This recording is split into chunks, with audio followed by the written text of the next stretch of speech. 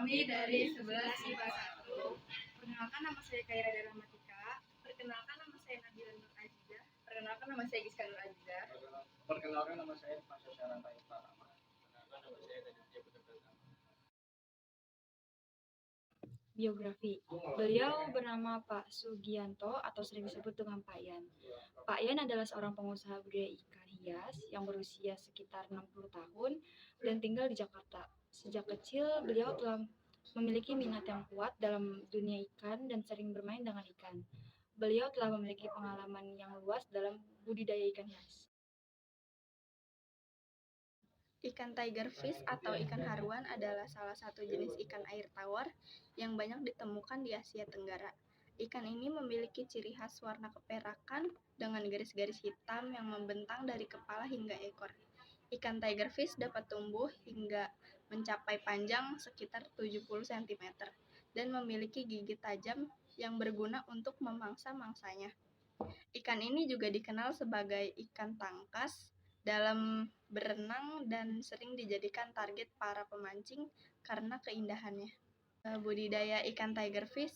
Ikan tiger fish dapat dibudidayakan di kolam atau tambak dengan kondisi lingkungan yang sesuai. Pemilihan bibit dan pakan yang tepat sangat penting untuk mendapatkan hasil yang optimal. Selain itu, pembuatan sistem pengolahan air yang baik dan pengendalian kualitas air juga merupakan faktor penting dalam budidaya ikan tiger fish. Kesimpulannya, ikan tiger fish adalah salah satu spesies ikan air tawar yang menarik perhatian karena keindahannya dan manfaat kesehatannya. Namun, populasi ikan ini semakin terancam akibat aktivitas manusia yang merusak habitatnya.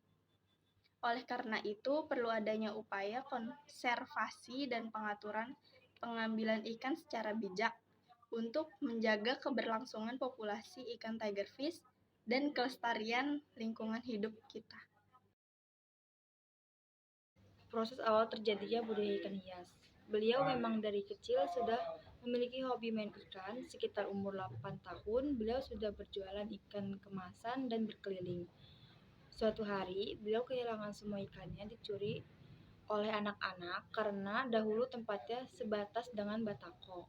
Setelah itu, anak-anak tersebut dimintai tebusan. Sampai saat ini, usaha beliau sukses dan berkembang hingga dapat membeli tabung oksigen seharga 1 juta. Walaupun letaknya terpencil, tetap banyak warga yang mencarinya. Saat ini, Pak Yan hanya menggunakan satu tempat untuk pembudidayaan ikan hias, yaitu di Tanjung Priuk, Jakarta Utara. Beliau memiliki tempat ini karena letaknya dianggap cocok untuk budidaya ikan hias. Tidak ada tempat lain yang digunakan selain tempat tersebut.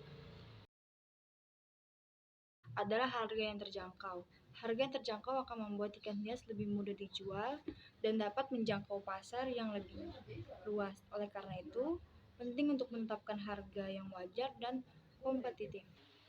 Lalu yang kedua ada manajemen bisnis yang baik. Bisnis budidaya ikan hias memerlukan manajemen yang baik dalam hal pemasaran, pengelolaan keuangan, dan pengembangan produk. Dengan manajemen bisnis yang baik, bisnis budidaya ikan hias dapat berkembang dan menjadi lebih sukses. Lalu yang terakhir ada pengendalian penyakit dan parasit. Ikan hias rentan terhadap serangan penyakit dan parasit yang dapat menyebabkan kematian hingga kerugian besar dalam bisnis budidaya ikan hias. Oleh karena itu, penting untuk melakukan tindakan pencegahan dan pengendalian penyakit dan parasit. Kesulitan yang dihadapi selama budidaya. Yang pertama, kualitas air yang buruk. Populasi air dari limbah industri pertanian domestik dapat mengakibatkan kualitas air yang buruk. Air yang terkontaminasi dapat menyebabkan penurunan kesehatan dan pertumbuhan ikan serta meningkatkan risiko penyakit. Petani perlu mengambil langkah-langkah untuk mengelola kualitas air dengan menggunakan sistem filtrasi atau perlakuan air yang tepat. Yang kedua, cuaca yang berubah ekstrim. Perubahan iklim dapat mengakibatkan cuaca yang tidak menentu seperti peningkatan intensitas banjir, kekeringan, atau badai. Cuaca ekstrim dapat menyebabkan stres pada ikan, kerusakan infrastruktur budidaya, dan ketidakstabilan produksi ikan. Petani petani perlu mengembangkan strategi adaptasi untuk menghadapi perubahan cuaca seperti penggunaan sistem proteksi atau penyesuaian pola budidaya. Yang ketiga, kematian ikan secara bersamaan. Kematian ikan secara massal dapat terjadi akibat penyakit, keracunan, atau stres lingkungan.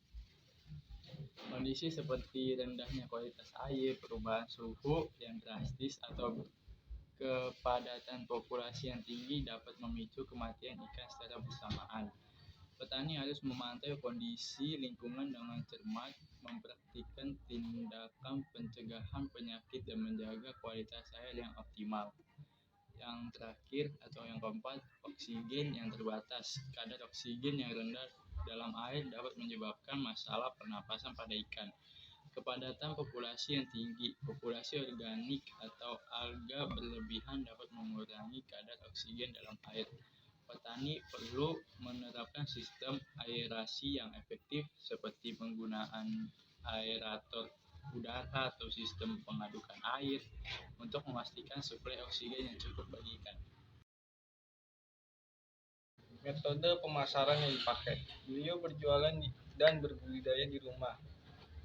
Beliau juga berjualan berkeliling di daerah Gramapuri dan Taman Puri Cindana. Setiap harinya dari sore sampai malam. Dari berjualan kelilingnya, beliau terbilang sukses karena banyak dicari orang. Dari pendapatannya, ia dapat meluluskan anak-anaknya dan mencari nafkah untuk keluarganya. Biaya pembenihan ikan hias. Modal untuk ikan hias itu sekitar Rp200.000. Modal awalnya secara keseluruhan sekitar 5 juta. Pendapatan dari hasil panen ikan hias dalam sebulan sekitar 3 juta rupiah saat ada banyak pembeli, dan sekitar Rp200.000 per hari saat sepi pembeli. Keuntungan dari hasil penjualan ikan hias dalam sebulan sekitar Rp100.000 per hari, dihitung dari pendapatan setiap bulannya.